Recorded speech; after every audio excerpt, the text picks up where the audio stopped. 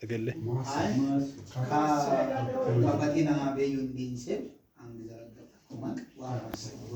እግር ዋሮ እሺ ውድ ወንድሞቻችንና እህቶቻችን በያላችሁበት ሰላማችሁ ይብዛ። አሁን ያለነው በግንቢቹ መለስተኛ ትምህርት ቤት ነው። ቀደም ሲል ድጋፍ እንድታደርጉ ጠይቀን ነበር። በዚህ መሰረት ብዙዎቻችሁ ርብርብ አድርጋችሁ ሰፊ ገንዘብ ወይም ገንዘብ ማሰባሰብ ችለናል። በተሰበሰበው ገንዘብም ስራዎች እየተሰሩ ነው ያሉት። ቀጣይ ላይ ደግሞ ለመስራት ያቀድናቸው እቅዶች አሉ።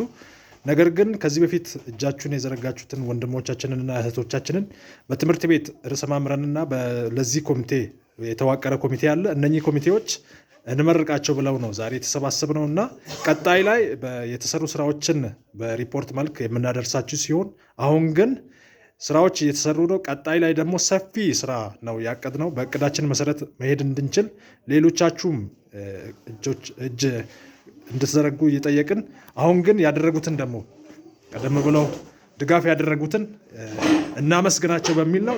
በቅድሚያ የትምህርት ቤቱ ርዕሰ መምህር ወይዘሮ አስካለ ድጃሞ ይመርቃሉ ማለት ነው። በዚህ አመት በተለይ በያዝነው አመት ለስራ ተነሳስተን ስንጀምር በቅርብም ሆኖ ከሩቅ ለኛ ለትምህርት ቤታችን ድጋፍ ያደረጉ በኢትዮጵያም በአሜሪካም በተለይ በዞን ደረጃ በዚህ በግንቢቹ ከተማ ዙሪያ ከትንሹ እስከ ትልቁ ባጀት ድረስ ድጋፍ ያደረጉትን ዘመናችሁ ትውልዳችሁ ይባረክ። ባሉበት ቦታ አሁን እኛ የነሱን ድምፅ ወይም በአካል በፎቶግራፍ ነው ያየነው። ለትውልዳችን የተማርንባትን ያሳደጋትን ተቋም እንቀይራለን ብሎ እኛን በባጀት ይደግፋሉ። እነሱን ሌላ የምንለው ነገር የለም።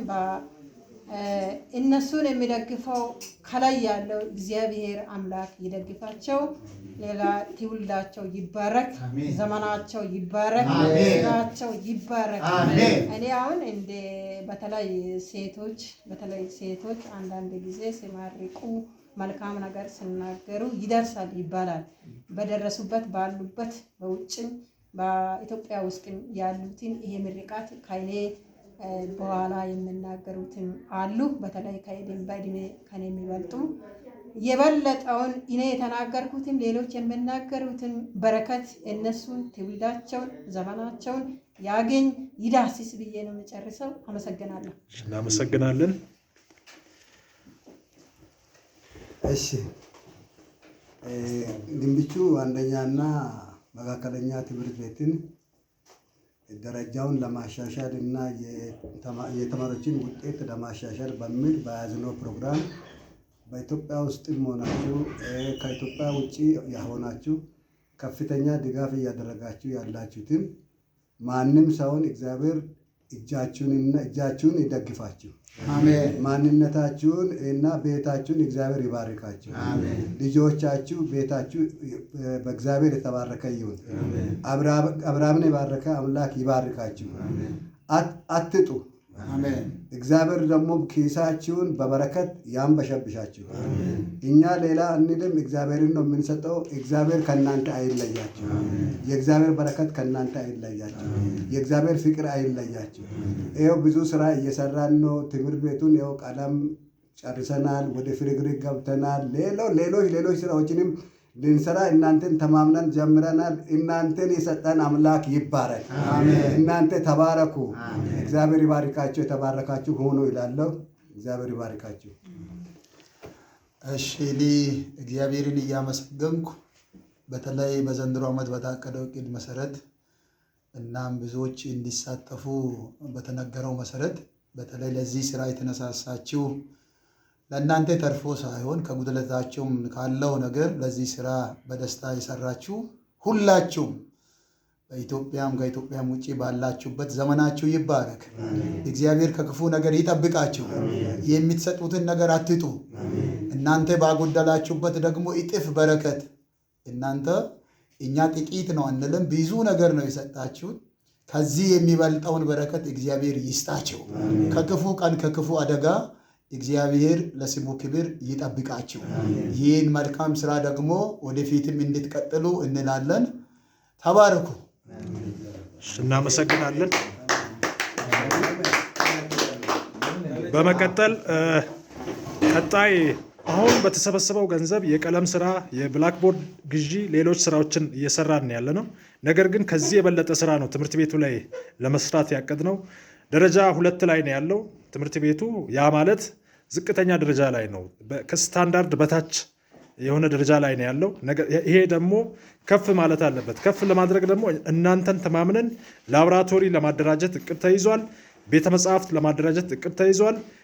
ቤተ ሙከራ ለማደራጀት እቅድ ተይዟል። በተጨማሪ ICT ማዕከል እነኚህን ስራዎች ለመስራት እቅድ ተይዟል። ለዚህ ደግሞ ገንዘብ ያስፈልጋል።